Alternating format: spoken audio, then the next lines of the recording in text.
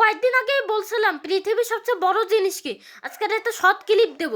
প্রথমে হলো চাঁদ, পৃথিবী প্রায় একটা, না না প্রথম চাঁদ, প্রায় একটা পৃথিবীর মতো প্রায় 50টার মতন চাঁদ ঢুকে যেতে পারে।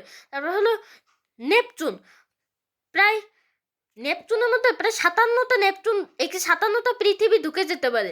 তারপরে ইউরেনাসের মধ্যে প্রায় 63টা পৃথিবী ঢুকে যেতে পারে। তারপর স্যাটার্নের মধ্যে প্রায় 700টা পৃথিবী ঢুকে যেতে পারে। ভাবছো 700টা। তারপর জুপিটারের মধ্যে প্রায় 1300 পৃথিবী ঢুকে যেতে পারে। তারপর হলো আমাদের সৌরজগতের সবচেয়ে বড় অবজেক্ট সান বা সূর্য, তার মধ্যে প্রায় 13 লক্ষটা পৃথিবী ঢুকে যেতে পারে একটা সূর্যের মধ্যে।